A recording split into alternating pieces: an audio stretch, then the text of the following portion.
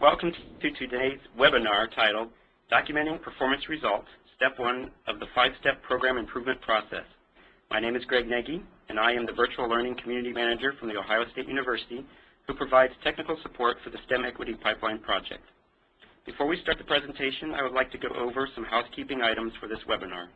This webinar is scheduled to last roughly 1 hour, and it's being recorded in order to view this presentation in its entirety later. The recorded webinar will be available by the end of the week on the www.stemequitypipeline.org website. As you've already found out, you'll be watching the presenter present slides through the WebEx interface while listening to them talk over the phone.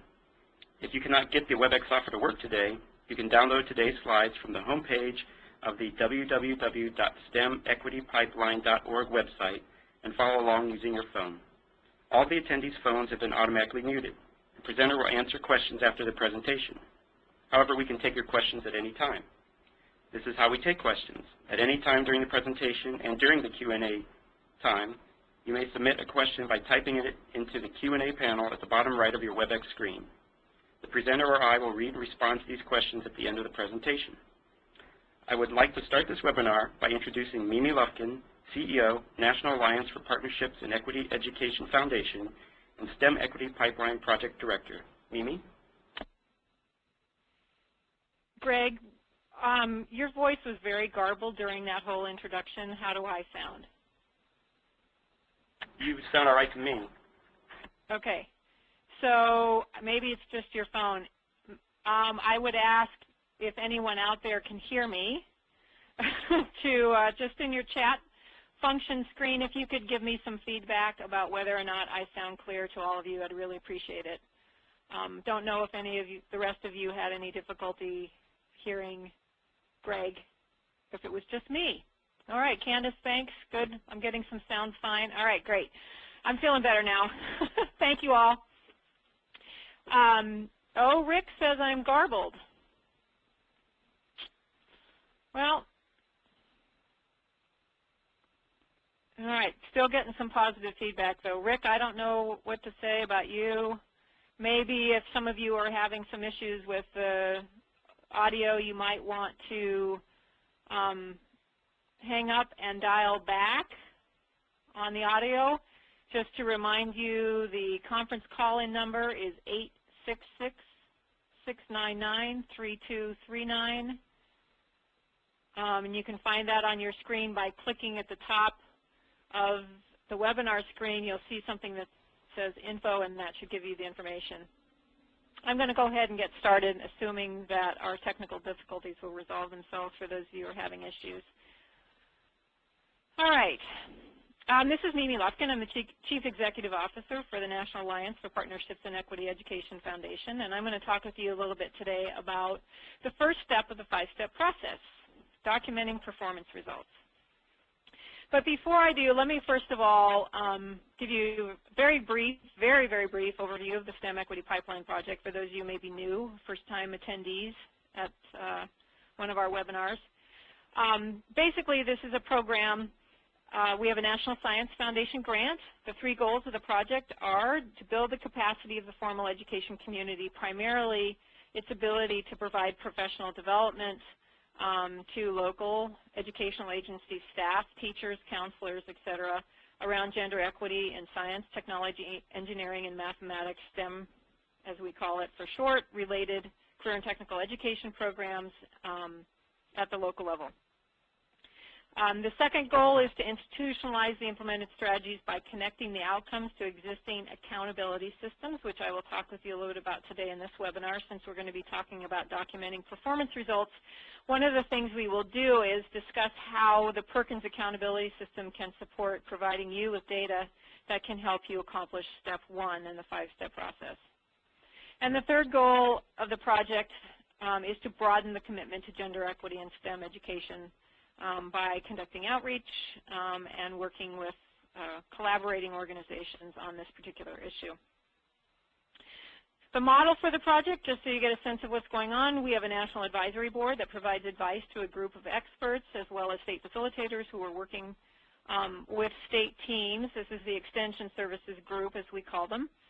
There are state teams that have been put together we are now currently in 7 states: Oklahoma, Wisconsin, Minnesota, Iowa, California, Illinois, and Missouri. And working with state teams in those states to increase their capacity to provide professional development on gender equity and STEM, and working with them so that they can take that information to local educators. Today's webinar is part of what we call the virtual learning community. You'll notice the box in the top right-hand corner of the screen. And the virtual learning community provides us a way to conduct professional development with state team members as well as with local educators. So that's an avenue for us to reach out across all layers of that model. So our first poll that we're going to do some polls today just to get a sense of what you're all thinking, since I can't see your faces, and please, again, feel free to ask questions through the Q&A function, or if you have something you want to say on the chat, there's another option to do that too. But the first poll is who is participating in today's webinar? And Greg Nagy, who's our technical advisor here, will post the poll here in just a moment. And what I'd like to ask you to do when the poll comes up, you'll see it at the bottom right-hand side of your screen, is to click on an answer letting me know who you are. And you have 45 seconds to do this, so do it quickly. 10 seconds has elapsed. Indicate if you're a school or a college administrator, a teacher or faculty member, a counselor, someone who's involved with student services, a state agency staff person, someone who's involved with a STEM organization. This could be a nonprofit or some other group that's dealing with STEM outside of the school itself. And if I didn't catch a category for you, you get to do the other box.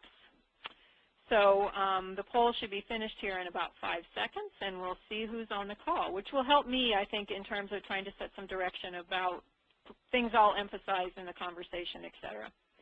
So the poll is over, and Greg should be posting the results here in just a minute.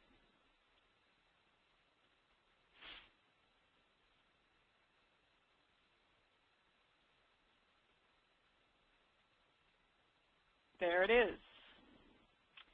Well, it looks like we have a mix all over the place. So everywhere from school and college administrators, counselors, our largest group are the counselor student service folks, state agency staff, others. So looks like I need to talk about everything to everybody. All right, well, we'll see where we go with that, and we'll move on to the next slide. The 5-step process, quickly for a very fast overview, we're going to be talking today about documenting performance results, which is just the first step. And there are, of course, 4 other steps: identifying root causes, which we'll discuss at a webinar that we'll be conducting on November 19th.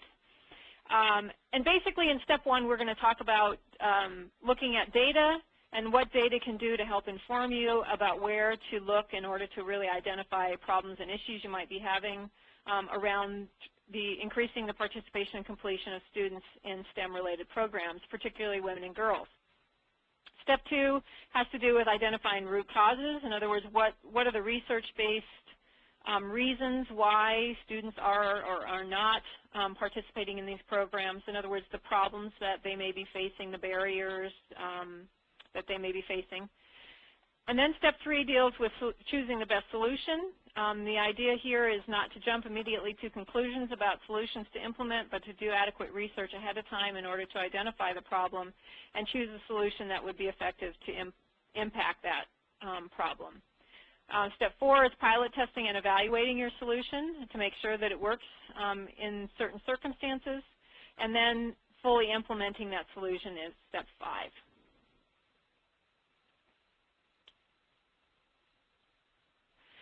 So let's start right off the bat and talk a little about the data sources that are at your fingertips. And I'm going to start by talking primarily about data available through the current technical education system. The Perkins legislation has accountability requirements. And it just so happens that every local educational agency that receives federal funds for career and technical education are required to collect data on performance, and 2 of the performance data points that local educational agencies are collecting information on have to do with indicators related to increasing the participation of underrepresented gender students in non-traditional career and technical education programs and increasing the completion of underrepresented gender students in non-traditional CTE. Now, just to be clear about what I mean by non-traditional programs, this is the definition that's from the Perkins Act, that basically what we're looking at is those programs that prepare individuals for careers where one gender comprises less than 25% of the individuals employed in that field or occupation. So we're talking about certainly most of the engineering careers. We're certainly talking, this is for women, non-traditional for women. Auto technology, many of the high-tech areas, information tech, networking programs, those kinds of things in the STEM area are considered non-traditional. Now, in terms of Perkins accountability, data is also collected, of course, for non-traditional fields for men as well, and in the STEM areas, those include the healthcare arena. Registered nurses, many of the nursing fields are non-traditional for men. So the data is also available, of course, for both genders for you to do an analysis of. And the accountability for that is for both genders as well. We'll focus today on this webinar primarily about thinking about looking at non-traditional in general, but also how that relates to women in the STEM fields. So to get a sense about whether or not you've ever heard of this before or whether you are well-informed and active participants in the data collection process for Perkins, here's another poll that I'd like to ask you to complete. And again, the poll option should pop up here in a minute on the right-hand side as soon as Greg gets it loaded. Basically, the poll states, select a statement that best describes your familiarity with the Perkins Act accountability measures. The first selection would be, you have 1 minute to answer this, by the way. 8 seconds has elapsed. This is the first time I've heard about this, would be item number 1. 2, I'm familiar with the measures but have no idea about how the data is collected at my school. 3, I've been involved in collecting and reporting Perkins data at my school or at my state, or if that somewhere in this level you've been involved in doing this. Or 4, you've seen the Perkins annual report, but you've actually never used the information to do any kind of analysis around performance. Or 5, I've used our Perkins data to help us make decisions to improve our career and tech ed programs, whether that's at the state level or at the local level. So I didn't give anybody an other option. I guess you could not answer because that does show up in the polling results if none of these things actually fits your, or that best describes you. But if you can, try to pick one that gives you sort of a sense, would give me a sense of the range of your experience with using any of the Perkins data. Looks like the poll is closed now, and so we'll have a chance here in a second to see where people stand in terms of their familiarity with the accountability measures. Mimi, this is Greg. I would add, too, to remind people to click the submit button when they answer in the next poll. Greg, I can't even understand you. Hello? Okay, Mimi, I was going to remind our listeners to click the submit button any time they do a poll. Okay, I think I got what you said. There's a submit button down at the bottom right-hand side of the square. After you've clicked the circle, you need to hit the submit button so the information gets put in. Okay, great. Well, it looks like we've got quite a few people that are familiar with the measures but not necessarily involved in the collection of the data or reporting of the data. Quite a few of you have seen the report. Looks like a majority are sort of in the never heard of this, I'm familiar, I've been involved, or I've seen the report. But looks like we have about 16 people who've used their data to improve their programs, and that's fantastic. So hopefully what you'll learn today will either be validation of the skills you already have or possibly give you some new ideas about some ways to look at the Perkins data and other data, certainly. We'll discuss that as well. as far as comparisons and benchmarking to give you a sense of ways to think about how you stand in regards to the data. So, documenting performance results. Why do we just not go right to solutions and solve the problems? Because we obviously know all the answers, right? I certainly do.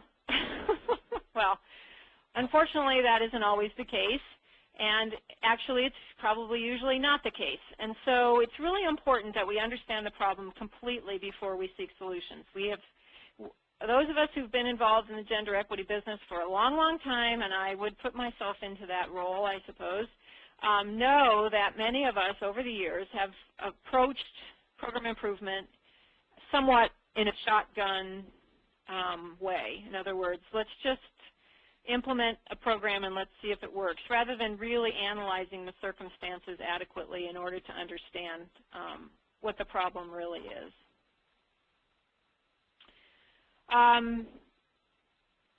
So are we also having, I'm going back now to my chat thing, are we still having problems with audio? If we are, somebody send me another message, and maybe Greg can check in with WebEx to see if there's something we can do. And it looks like Lori Tony's tried to connect and called in twice and isn't getting on. This is really very disappointing. Greg, I don't know if there's anything you can do with this, but I guess I'll just keep on going. So what performance data is available? We'll quickly look at that. How do you analyze performance data? I'll give you some suggestions. What are some of the questions that should be addressed? And we'll present that. And we'll look at tools and methods for analyzing and presenting data that might help you think about what you're going to do with the data that you have. As far as the Perkins Accountability measure is concerned, I want to remind you there's two of them, and basically this is the measurement construction. We're looking at participation rates, which would be the number of underrepresented students participating in non-traditional CTE over all students participating in non-traditional CTE. What this means is basically if we look at a pre-engineering program, for example, it would be the number of females, because pre-engineering is considered a non-traditional program for females. Number of females over all students, the males and females, that are enrolled in the pre-engineering program. The construction of the completion measure, now I'm having trouble with my slides.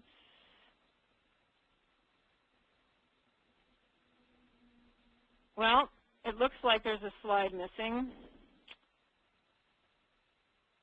No, it's just an error in the slide. All right, the completion measure is basically has the same construction. The number of females completing pre-engineering programs in the numerator with all students completing pre-engineering in the denominator. The other thing is that data is collected for Perkins 4, and it's disaggregated by a variety of groups. So what that means is for non-traditional programs, you can also look at various population groups in order to identify some things about gaps in their performance. So the data is collected by gender, so you can look to see how males are doing as compared to females. The data is also collected, disaggregated by race or ethnicity by the groups that are listed here on the slide. So again, you could look at how various racial groups are doing as compared to all students or as compared to other racial groups. And you could also look at special population categories. There are 6 of these in the Perkins Act. The data is disaggregated by these 6 groups. One of them happens to be students who are pursuing non-traditional careers. So for all of the measures, the non-trad measure is only actually one of those measures. There's also skill attainment, academic attainment, completion, and placement. Those are other measures that data is collected on. So for all of the measures, you can actually look at how any of these groups are doing. But you can also look at how non-trad students are doing in these other measures as well. So single parents, displaced homemakers, students who are limited English proficient, individuals with a disability, and students who are economically disadvantaged are also included as data disaggregation points. So comparisons of those groups can also be made. The other thing to consider, too, when looking at comparing student groups is there are a variety of student populations for data comparisons. And it looks like the formatting of this slide happened to get garbled when it was placed in the webinar, so I'm going to take a look at my hard copy and make sure you all understand what this says. We'll start with first the circle in the center. This would be the smallest group. And in this case, if we're looking at females who are in STEM career tech ed programs, that would be the smallest group of students in the comparisons if you wanted to compare out to the largest group of students in a data set. The next circle out would be females in non-traditional career and tech ed. So remember we talked about the fact that female students who are in STEM areas other than in the healthcare fields would be considered in non-traditional programs. So they could be compared to how all students in non-traditional or all females in non-trad programs are doing as compared to females in STEM programs. Then the next roll out here would be all underrepresented students in non-traditional CTE. You could compare, for example, all of the girls in all non-trad programs for females as well as the boys in non-trad programs for males, like nursing, child care, early education, those kinds of programs, how they are doing as compared to any of these other groups. And then it just sort of continues out the circle. This might be all students in non-traditional programs, whether they are of the underrepresented gender or not. This would then be the larger group of all students in career and technical education, or this might be all students enrolled at the school. So again, what this illustrates is there are various layers of groups of students that you could do comparisons in order to identify their performance as compared to other groups. So when we look at recommended analysis of data, one of the things that we always talk about is trend analysis. And trend analysis can be very important. And you have to, in order to have a trend, you have to have at least 2 years worth of data. And then that's a pretty questionable trend because I don't think you can tell very much from one year to the other than whether the number is going up or down. And what you don't really know is whether or not it's an anomaly for a particular year. Preferably, if you have 3 to 5 years of data, you will be able to get more and better information. Of course, even more than this would be even better. And basically, the Perkins data for Perkins 3 prior to this current reauthorization, the data should be available for at least 6 years worth of trend information.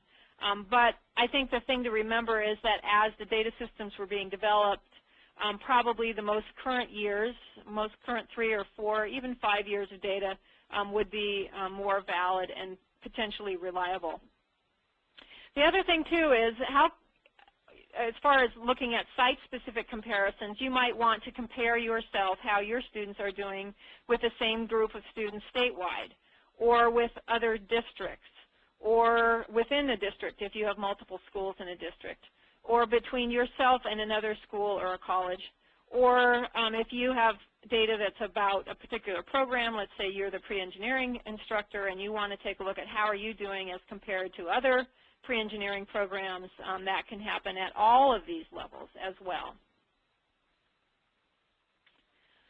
So what about benchmarking? The things I've talked about are all potential benchmarking sources. One of the things is with documenting performance results is you have to compare yourself to something in order to know whether or not you are doing well. And it could be a comparison of yourself to what's the state's performance level, because the state has to report an average performance level for all of their local educational agencies as part of their federal annual report called the Consolidated Annual Report. So there is a state performance level that is generally reported publicly, which you could compare yourself against. Remember, though, that in this case, we're talking about all programs, if you look at the non-trad measures, specifically all non-traditional programs across the state, which could compare, which would vary differently from location to location. And so an average of those would not be a very clean comparison, but it is a good comparison to give you a sense about where you are. If your state reports its data publicly and allows or gives information back to the local educational agency about either ranking of schools or ranking of programs or looking at how you're doing as compared to others, one of the great things about this is you could identify who's the best performer in the state around the non-trad measure as a whole, or even if the data is reported by program, who's doing the best at getting girls into their pre-engineering program, and take a look at benchmarking yourself against someone who's the high performer. There are also national program benchmarks. I'll talk about those in just a minute, because there are various programs that have gender initiatives that are very interested in looking at how they can increase their performance in this area.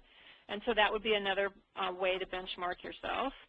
Another is to select a peer, and that would be a school that might be of the same, have the same demographic characteristics as your students, be from maybe a similar geographic area,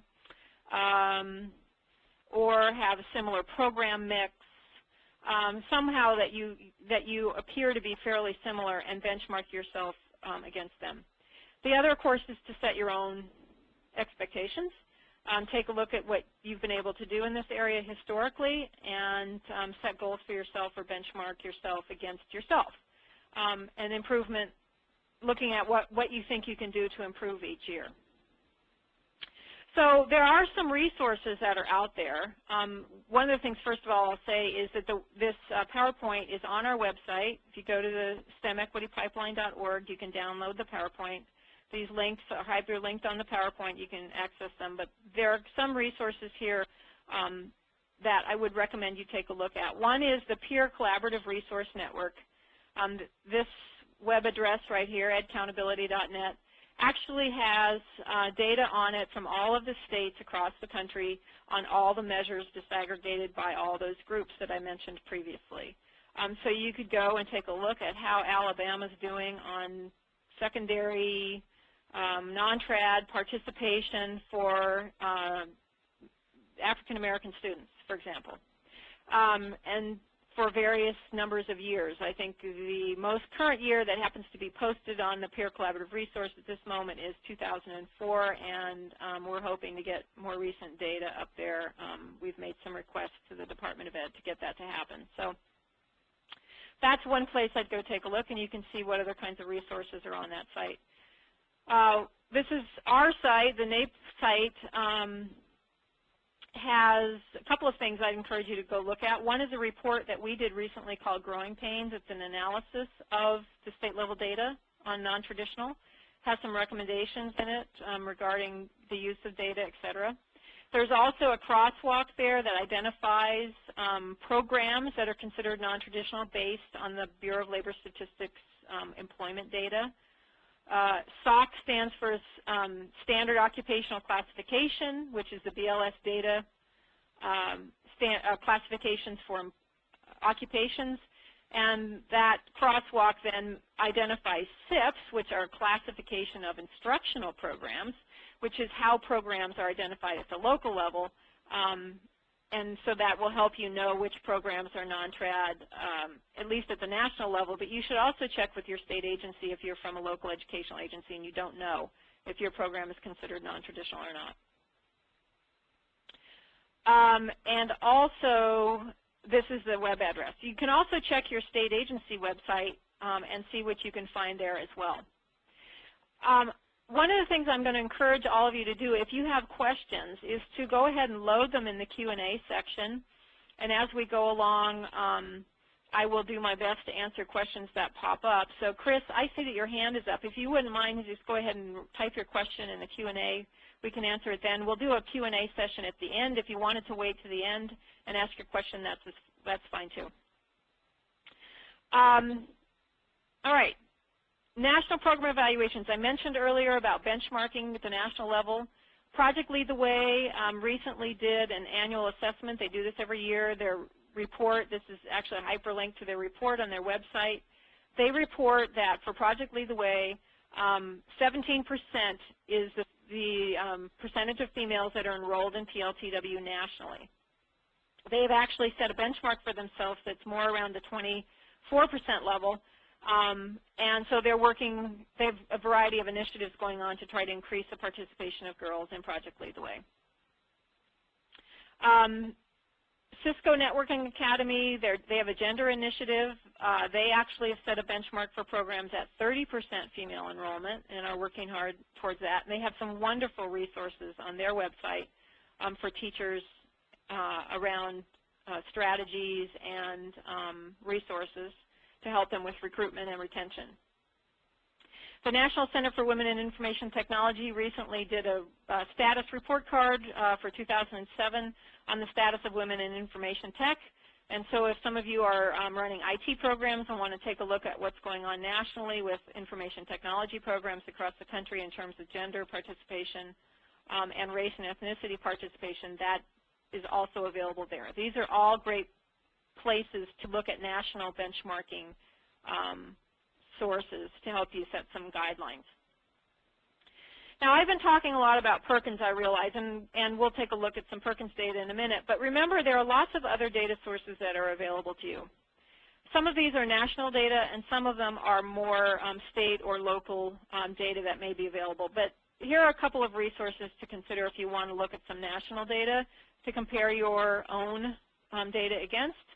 The National Center for Educational Achievement has a website called Just for the Kids, which actually a lot of districts and local educational agencies have loaded most of their No Child Left Behind data on, and you can take a look at that and see, compare yourself to other locations across the country.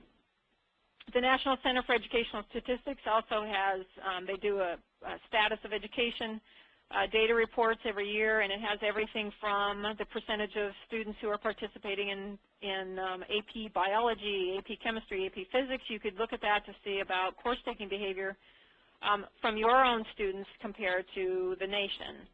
There's lots of other, I mean, there's hundreds of tables in the National Center for Educational Statistics database for those of you who are interested in that. The Southern Regional Education Board has a data library. Again, another place to go take a look at what resources might be out there to do some comparisons with.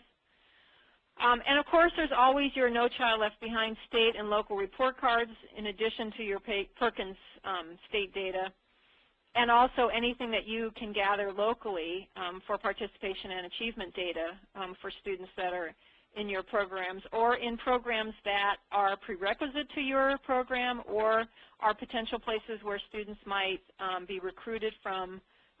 You take a look at that kind of information. All right, so let's find out how many of you actually use your Perkins data to identify gaps in performance for students pursuing non-trad careers. I know we talked a little bit about this previously, but I'd like to get a better sense of you who are doing this all the time. You've tried it with some success.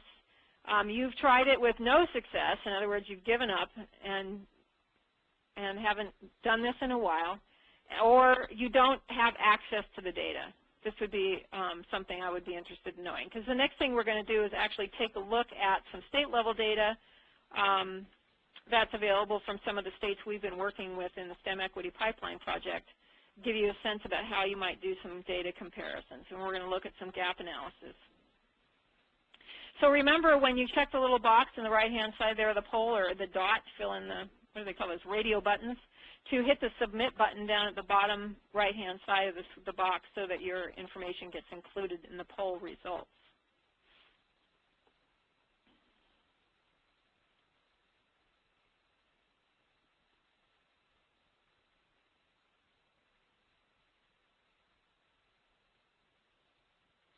I want to remind you all again that we're recording this. Hopefully the audio will turn out okay.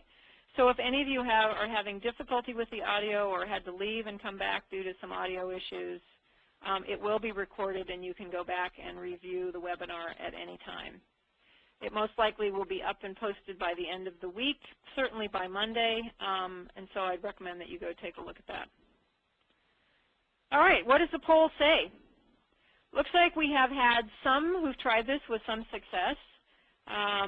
We've got a few people who do it all the time, 3 of you, and 2 of you have tried with no success. I would encourage you to try again. Don't give this up. And some of you, 13 of you, say you don't have access to the information.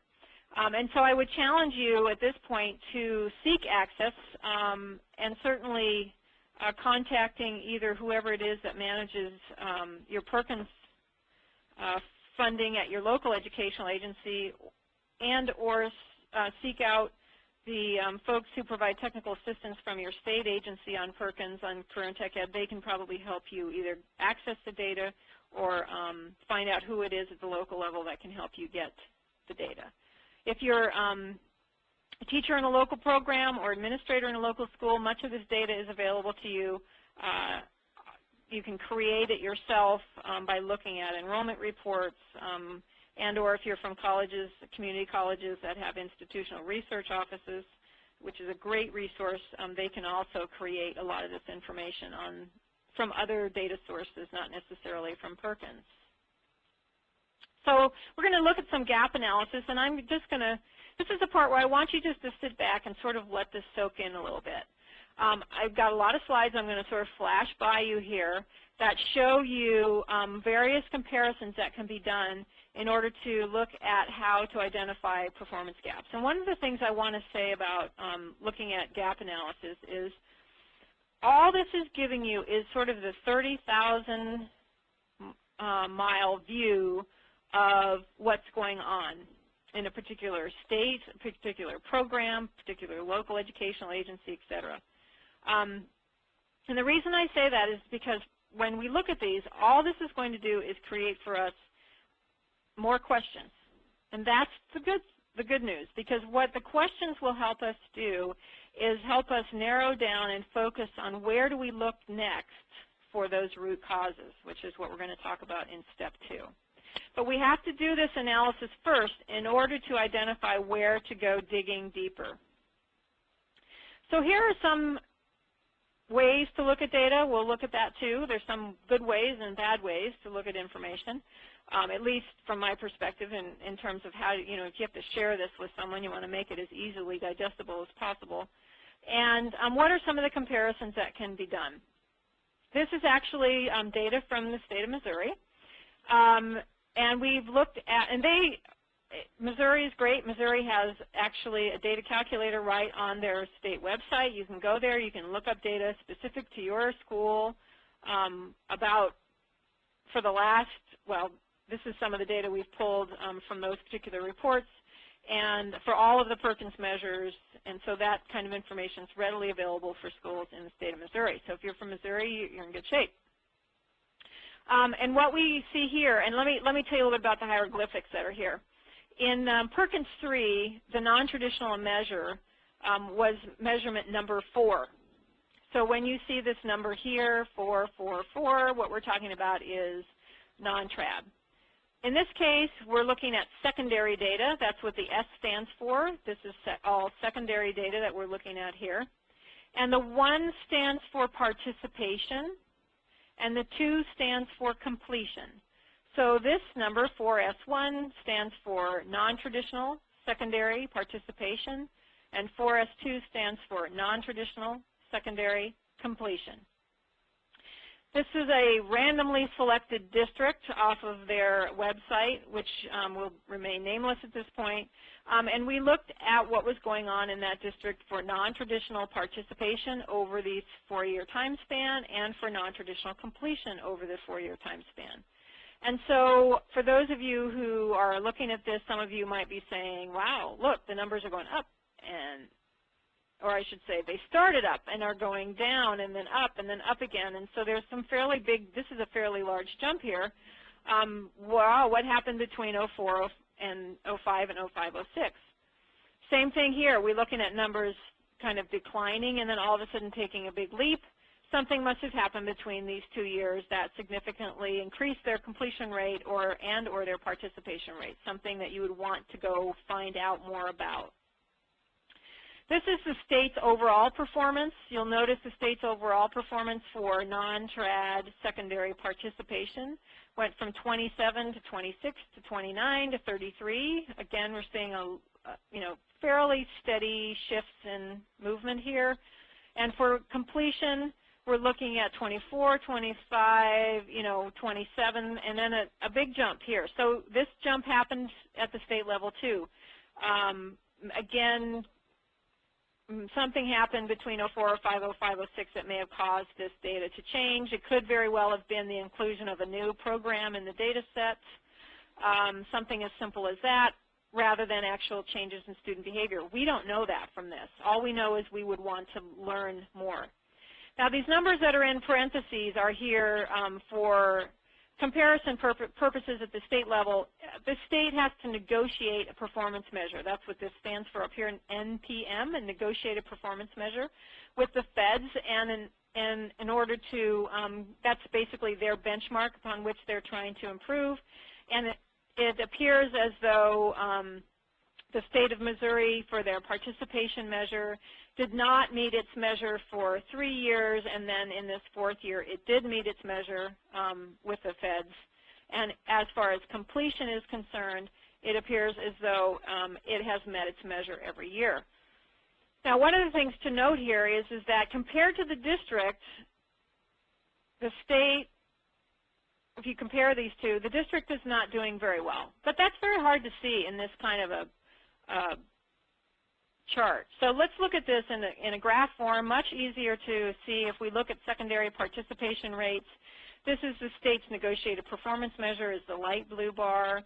The dark blue bar is the state's average performance on this measure, and this teal bar is the district's performance. And the district is underperforming the state's average significantly, indicating that this district needs to look at what's going on to try to improve its performance.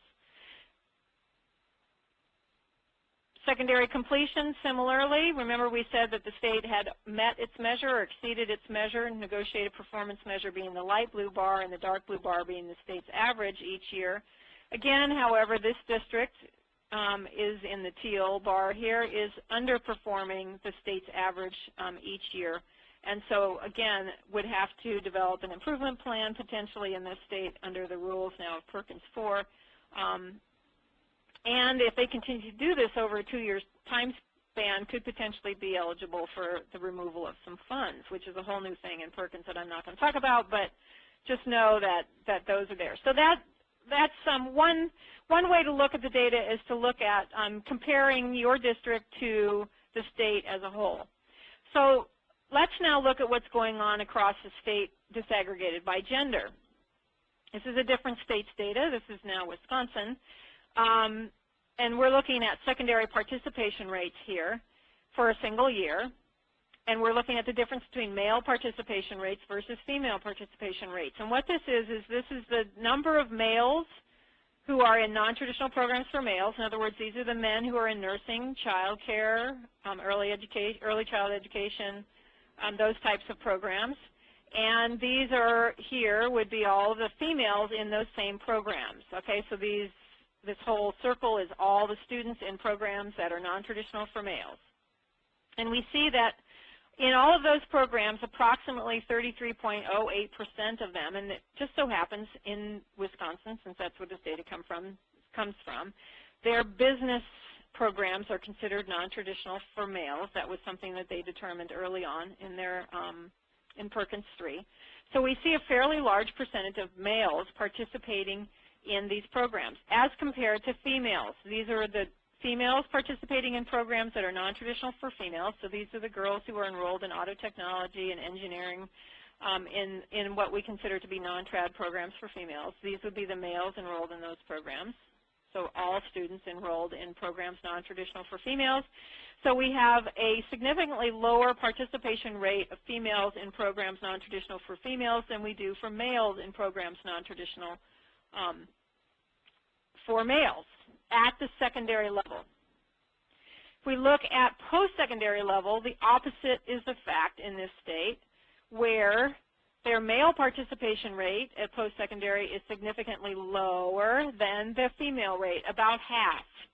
And so we have a higher percentage of females participating. But looking at these pie charts, if we go back to the secondary pie chart, you'll notice that even in this case, the female participation rate for secondary,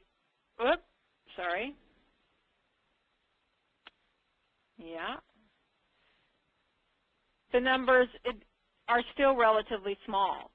So again, but the opposite is occurring from secondary to post-secondary. We have a flip happening here where more females are participating than males, and at the secondary it was the other way around. Now another way to look at this, of course, is over a span of time. If we look at over a 4-year time period, this is post-secondary data where we had females participating at a higher rate than males. This is the total student participation rate.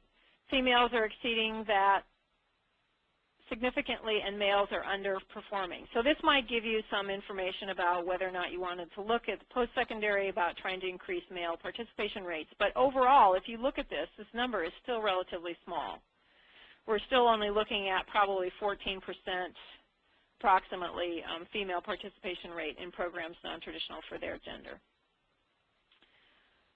So you can look at gender comparisons. Now, another way to look at gender comparisons is to actually look at it by program. This is California Community College data. And this is what I'm showing you here now is some of the other measures in Perkins. Skill attainment happens to be a measure in Perkins. Skill attainment in their engineering and industrial technology program. And it appears as though males, it's a steady increase for everyone, but males are are achieving better than females in engineering and industrial technology over time in these programs. This has to do with the GPAs that they're earning. However, the opposite occurs in terms of their completion rates. Females complete at a higher rate than males in these same programs in California Community College programs. Now this red line that you're probably wondering what that is, and there was one in the previous, this is their state's negotiated performance measure with the feds for their performance in this particular measure.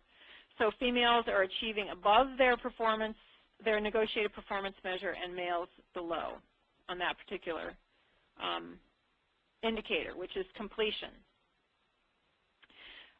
Some caveats about completions. First of all, completions are tracked for concentrators. These are students who are seriously committed to the program prior to their entry. Prior to their being included in this measure. In other words, they will have had to have taken a series of courses before they're started to get counted in the completion, as is the denominator in the completion measure. And so there may be many dropouts before students become concentrators. But the point here is that what's happening is if females get to the concentration stage, they tend to stay and complete at a higher rate than males do in engineering and industrial technology programs in California community colleges. So if you have an engineering and industrial tech program in some other state, you might want to look at how you're doing compared to this and see if you see the same phenomena. Again, it's a kind of a benchmarking process. What about placement? Then we go flipping back again. Males are placed at a higher rate than females, and something happened in 2001, 2002. Don't really know if this is a data anomaly or an actual student performance factor. But basically, if you were to look at trends, we're looking at females here in the 77% range, approximately, sort of went up and down a little bit here, and males ranging between 80 to 85%, but there's a gap. What about special populations data? Now, this is when your eyes will start to really cross. But if you want to take a look at these slides separately, I would encourage you to. And I'm just going to flip through a few of these just to give you a sense. This is non-trad participation. And again, this is California Community College data. They have very rich data sources. And they have a joint special populations advisory committee who did a special project where they did this data analysis. And they did this data analysis by all their programs, what they call top codes or zip codes basically in California, and also by region of California. So that data is available for those local educational agencies to do some benchmarking against. But it's interesting, this is the type of comparison that can be very informative for looking at what's going on, and you can take this analysis and do it locally, because in this case, for example, one of the things we're seeing is that students with disabilities are participating at a much higher rate than all other special population groups in non-traditional programs in the state of California in their community college programs. Now, what is with that? That's what I always say. It's always, what's with that? The idea is that this is just going to raise more questions. And something happened here that all of a sudden the participation rates of all of these groups went up significantly. What's with that? So the idea is we would want to go digging a little bit to try to find the answers to some of these questions. If we look at completion rates of non-traditional students in these programs, underrepresented gender students and non-trad programs by special population group, we're finding something happened here with students with disabilities. Again, we don't know exactly why or what. We'd want to look at that and or compare this to what's happening in a local school. And this group all of a sudden started to perform really well on this measure, and these are students who are limited English proficient. It appears as though students who are limited English proficient who enter non-traditional programs tend to complete at a higher rate than other special population groups. And why is that? So we would need to go find out, is there something going on with these students that is particularly effective that we'd want to replicate with other students or use in different ways? Something happened here. Single parents all of a sudden had a big boost in this area. Again, all this does is raise questions for us. This is a program analysis. This is underrepresented gender students in engineering and industrial technology disaggregated by special population group. Again, what this says to us is, oh wow, look, we've got single parents really high, something's happening, these are displaced homemakers with the pink squares. All students seem to be performing lower than any of the special population groups here in engineering and industrial tech. Wow, why is that? Now this is statewide. If you did the same analysis for your program at your college and you saw something that was similar, you'd know that you were sort of in the mark with everybody else, but you may see something totally different. And if that's the case, what it does is generate these questions, but at least you now know, well, we've got to go take a look at what's going on with displaced homemakers, or why is it that this year all of a sudden students with disability had a bump of, that's what, 7% increase. Why are these things happening? And that can be very informative in terms of looking at program improvement strategies as well as trying to identify root causes. Here we've got completion, students with disabilities performing relatively low, where single parents and displaced homemakers are more likely to succeed than any of the other special population groups in non-traditional programs. Why is that? Is it the supports they're receiving in this particular situation? We don't know. Now is the time to go find out. That was California data. One of the things, this is actually data that's from Wisconsin. They have a great website where you can take a look at course-taking behaviors, all kinds of things for disaggregated by gender in the academic areas. And some of the things that you can see here are also relatively valuable. And I'm just going to sort of flash by some of these. I encourage you to take a look at them later. Girls are participating in math AP at a higher rate than boys. Again, girls are participating in statistics and probability at a higher rate AP than boys, and girls are participating in biology AP at a higher rate than boys. Chemistry AP is about the same, and then we get to physics AP. There's a big gap. Girls significantly lower than boys here. Biotechnology, girls slightly higher than boys. And then we had this aviation program started this year, and something happened. In the first year it was equal, and then this whoop occurred where huge gap, boys participating and girls not. Somebody needs to go figure that one out. Again, remember, all this data tells us these things. It indicates trends over time.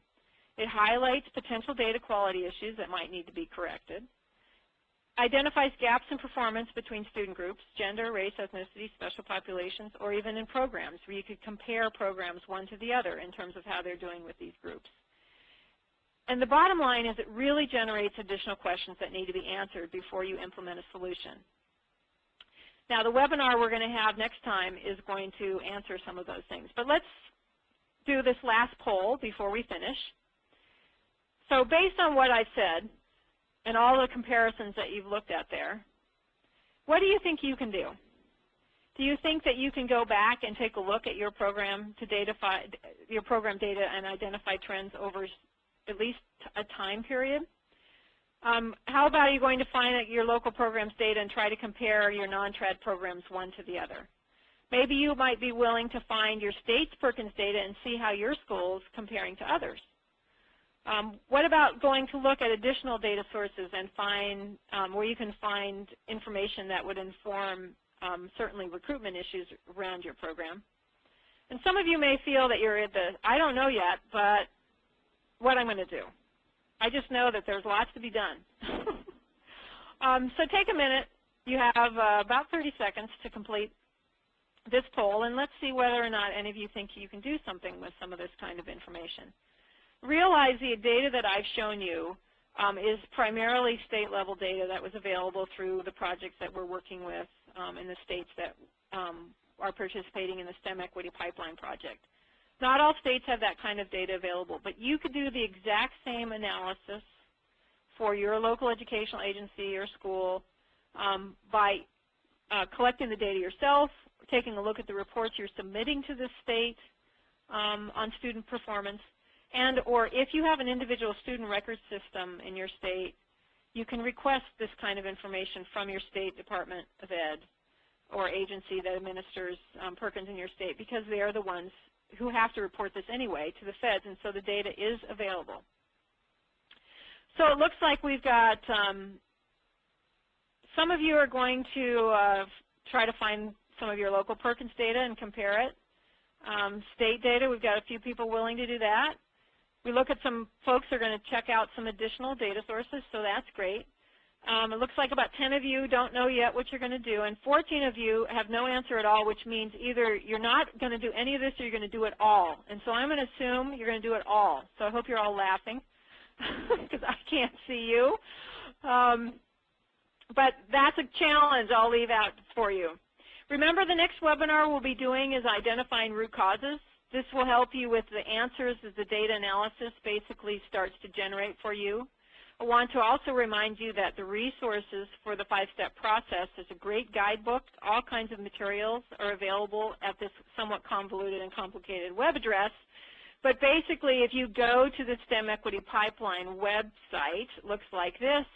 Select the Professional Development menu, and then click on the 5-step Program Improvement Process menu item.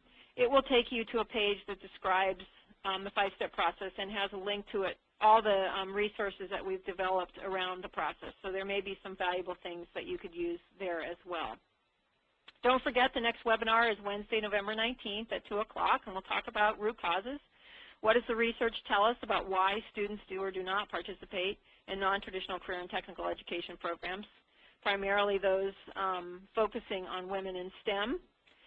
And at this point, I'd be happy to solicit or answer any questions. And again, let me remind you that the webinar will be on the website, so you can download it and listen to it again, and or fast forward it to the part that you had to skip or whatever. All right, so there's a question here from Marion Murphy-Shaw. It says, will this work be represented at the California Career Ed Conference in February? Not that I'm aware of, but Marion, if I need to know about something that's going on in California where you think that this is something we should present on, please email me the information. My email address is mimiluskin@napeequity.org, and I'd be happy to submit a proposal to present there or do something of the kind, because we are working in California, so that's certainly a valid place to be doing something. Any other questions? Chris Lyons, and if you're still out there, I know you had your hand up earlier, and I don't see a question from you, so it either got answered or you sent me an email, and I'll answer it separately. If there are no other questions, Freda or Greg, is there anything that I need to answer? This is Greg, not that I see. Okay. Great. Well, again, I hope that you enjoyed participating in one of our webinars. It's been my pleasure to chat with all of you. Again, my email address is mimiluskin@napeequity, napeequity.org. If you have any additional questions from the webinar, please don't hesitate to send me an email. I'll do my best to respond as quickly as I can. And again, let me remind you about the webinar we'll be holding on November 19th on root causes. It should be a great one. We hope that you'll be able to join us then. We'll be sending out an announcement with the registration information sometime in the next couple of days. Greg? Okay, I just want to add one more thing. When you close your WebEx program, a few survey questions will open in your web browser that we would like for you to answer for us. Thank you all for your time.